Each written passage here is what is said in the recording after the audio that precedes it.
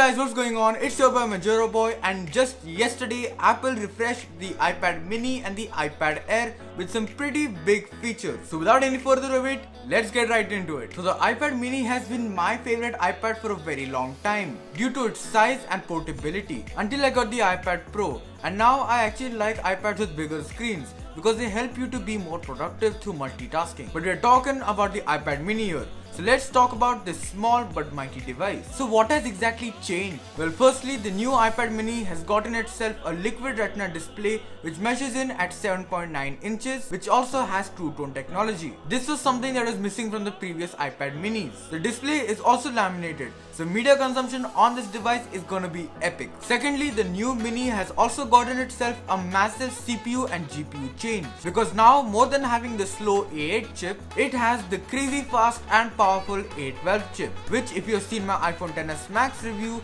know how capable it is at gaming and productivity. Speaking of productivity, when it comes to editing 4K video on the A12 and then exporting it, the A12 chip can handle 4K video much better than the A10X chip from the iPad Pro 2017 and can also export it faster. Next up, the camera also got a slight improvement. So now more than being an 8 megapixel camera that can shoot in 720p 30 frames per second, it has now been improved to a 1080p camera that can shoot in 30 FPS. So now you can shoot video on your iPad mini and look very dumb while doing it. But the biggest update is the support for the Apple Pencil, which is so cool because I can already see a lot of medical students and regular students buying this new mini for note taking. And with apps like Notability, the whole experience is going to be awesome. For students, it can be more than just a note taking device. They can use it for consuming media and playing high graphic titles like Fortnite Mobile, PUBG Mobile, Skyrim Mobile and COD Mobile, which require a lot of graphical performance. Not only that, but it can also become a very portable video/photo editing machine for those travel vloggers who love to travel around the world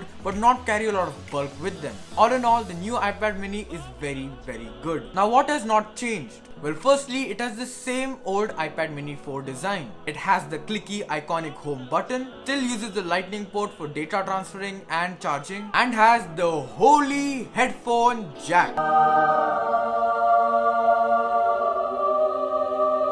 which is so important to a few people that if it is not there, the product is completely garbage, even if it is a very good one. Now let's talk about the big boy of our video, the iPad Air 2018. So firstly, let's talk about the display. The new Air has the same display as the iPad Pro 2017. It is a liquid retina one which measures in at 10.5 inches with True Tone technology. Now it does not have the awesome ProMotion technology in it, but not having 120Hz is not a deal breaker, because not a lot of people care if their display is at 120Hz. When it comes to the internals, the Air is rocking the same A12 chip from the iPad mini and the iPhone XS Max, but at the same time is stupid light, coming in at 456 grams. Now even though this is an Air device, it is still not the thinnest iPad out there. That title, my friends, goes to the iPad Pro 2018, which comes in at 5.6mm, whereas the iPad Air 2018 comes in at 6.1mm.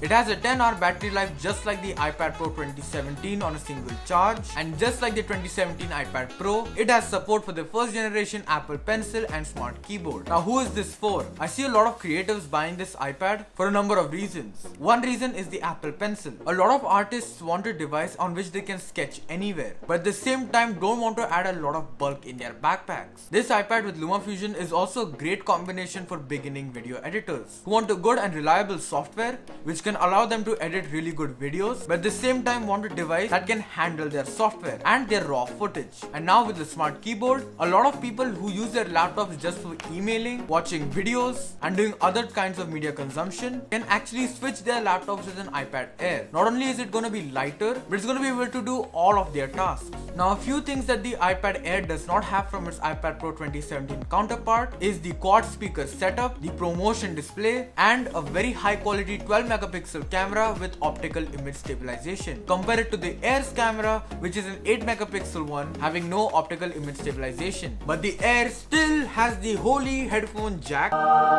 and still uses the lightning connector for data transferring and charging. Starting storage configuration for both of these iPads is 64 gigabytes, and from there they can go all the way up till 256 gigabytes. Now that in my opinion is an improvement, as previously you could buy the iPad mini and the iPad Air in 32 32GB and 128GB storage configurations. When it comes to the design of the iPad Air, it has got the same old iPad design, but I would like to put it into better words. It is literally an iPad Pro without the quad speaker setup, a 12 megapixel optical image stabilized camera and the ProMotion display. That's why I was using B-roll of my iPad Pro 10.5 inch and my iPad Mini 4, because both of these products in terms of design look the same as their predecessors. You know, typical Apple behavior. But you know what is not typical Apple behavior?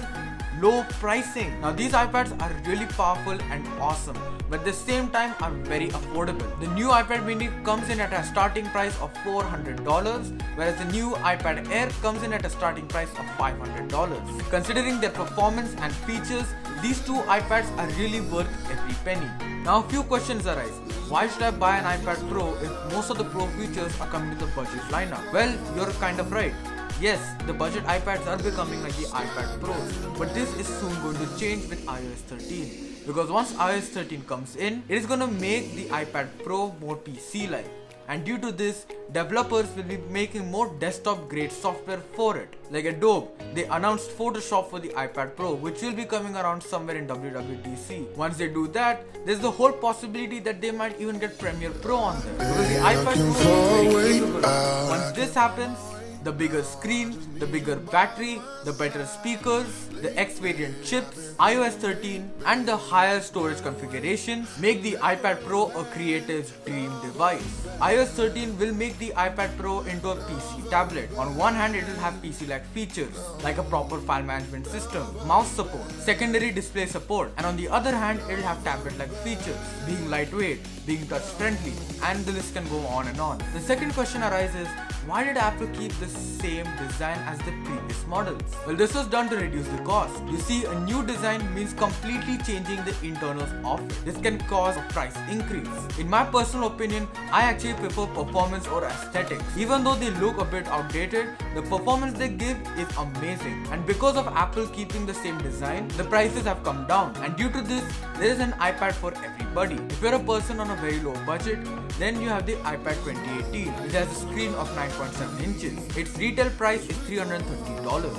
But if you go on Amazon during a sale period, you can get it at a low price of $250. If you want something which is a bit more powerful, you can go for the iPad Mini, which starts in at $400. If you're a creative who has a low budget, you can go for the iPad Air, starting in at $500. And if you want the best experience, you can go all out on the iPad Pro 2018, which starts in at $800 and can go all the way up to $2,000. Now you also might be thinking, why is Apple suddenly making quality products for a reasonable price? Well, because Timmy and Apple are starting to remove their heads from the ground and are starting to listen to the loyal Apple fan base. Well guys, that's all for today. Tell me down in the comments below what do you think about these two iPads and whether you would like to pick one up. Also guys, I will be reviewing the iPad Mini as soon as I get my hands on one. Also guys, if you liked this video, then please leave a big fat thumbs up on it. But if you loved it, then please subscribe to the channel to see more content just like this one. And as always, I'll be signing off for today and I'll see you in the next one.